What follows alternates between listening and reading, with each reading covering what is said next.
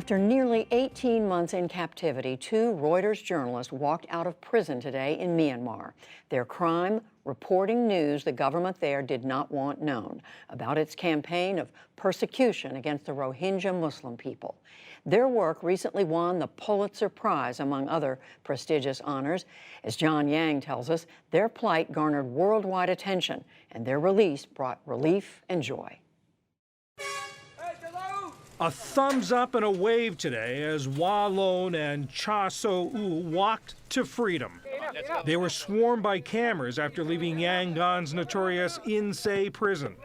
I'm really happy and excited to see my family and my colleagues, and I can't wait to go my newsroom now. The two Reuters journalists were arrested in December 2017. They had been investigating a brutal military campaign that forced some 700,000 Rohingya Muslims to flee to neighboring Bangladesh. Authorities in mostly Buddhist Myanmar said the journalists had secret government documents, and last September they were convicted of breaking state secrecy laws and given 7-year sentences. The two men argued they were targeted for their reporting, and their case sparked a global campaign for their release. Myanmar's civilian leader Aung San Suu Kyi was accused of not doing enough to stop the persecution of Rohingya or to free the journalists.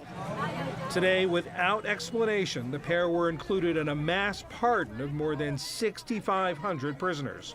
Reuters editor-in-chief Steve Adler. Since their arrest 511 days ago, they have become symbols of the importance of press freedom around the world. We welcome their return. On Twitter, U.S. Secretary of State Mike Pompeo also welcomed their release. As the journalists celebrated with their families today, there was no apology for Myanmar's military, which still controls much of the government. Their release was part of an annual amnesty marking the nation's traditional New Year, which began last month. We are now joined by Priscilla Clapp, whose long career as a U.S. diplomat includes time as chief of mission in the embassy in Myanmar, which is also known as Burma. She's now senior advisor to the U.S. Institute of Peace and the Asia Society. Priscilla Clapp, thanks so much for joining us. Help us understand what was going on here. The defenders of these two journalists said they were set up. Remind us of the circumstances of their arrest. They work for Reuters, as the news clip said, and they are experienced investigative journalists. They went out to the northern Rakhine state after the exodus of the Rohingya and the violence against them to do some investigative reporting. And they came upon a village called Indin, and there were people there willing to talk about a massacre that had occurred at the hands of the army, or the police, the security forces. One of the local officials, and I don't know whether he was official, he might have been a village chief, but he was actually a Rakhine Buddhist, had taken pictures of it with his phone and shared the information with the reporters, showing the massacre of these young men, the Rohingya men. They brought this back to Yangon, and of course Reuters was going to do a report on it. But the police and the military knew that they had picked it up, so they set them up. The two police invited them to a restaurant or a tea shop to meet and handed them a sealed envelope. Before they could open the envelope, as they were getting up to leave, they were quickly arrested by the police. So they were arrested for having the documents that they were given. And they didn't know what they were. Why they appealed this, their convictions, the Supreme Court turned them down last month. Why do you think they were released now? The process of the legal process had been fully exhausted.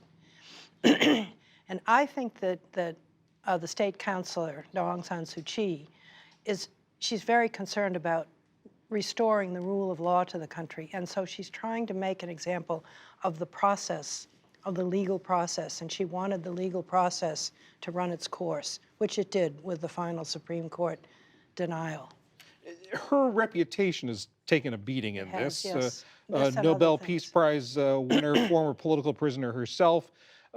Critics say that she should have done more to help these political prisoners, but you seem to be saying it's a little more nuanced. It is quite a bit more nuanced because she's not in charge of the courts. The civilian leadership is not in charge of the legal process. It is still under the control of the military.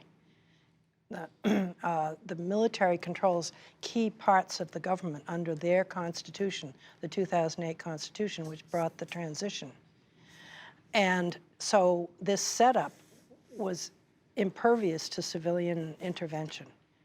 And if she had tried to pardon them earlier or free them earlier, they probably would have resisted. The military, the court system would have resisted.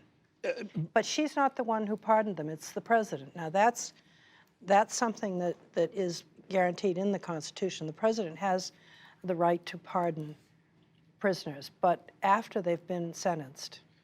So after the process has finished.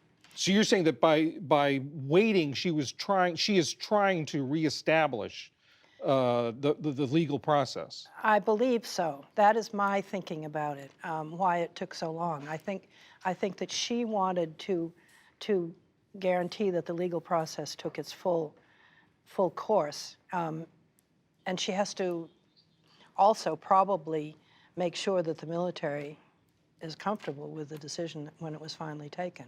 It's not an easy situation that she's in. She really is between a rock and a hard place. Explain that. Explain her position. I mean, her role, and help us understand her role in the government without getting too weedy here. Well, first of all, the Constitution doesn't allow her to be president because she has foreigners in her nuclear family. Her two sons are foreigners. So anyone with a foreigner in the nuclear family cannot be president, according to the Constitution. Many people think it was deliberately because of her, but it existed even before. At any rate, so when her party won a great victory, she, as head of the party, should have been nominated as president, but she couldn't be because of the Constitution. So her lawyers found another position that had been inserted into the Constitution to take care of the old military leaders in case they still wanted to be in the government, but they didn't. So it was just sitting there, undefined. Her lawyers defined it, state counselor, and they made it really quite high, like, and she, as she says, sort of above the president. But it really depends upon her ability to make it that way. Priscilla Clapp, former chief of mission at the U.S. Embassy in Burma. Thank you so much for explaining this to us. Thank you. It's my pleasure.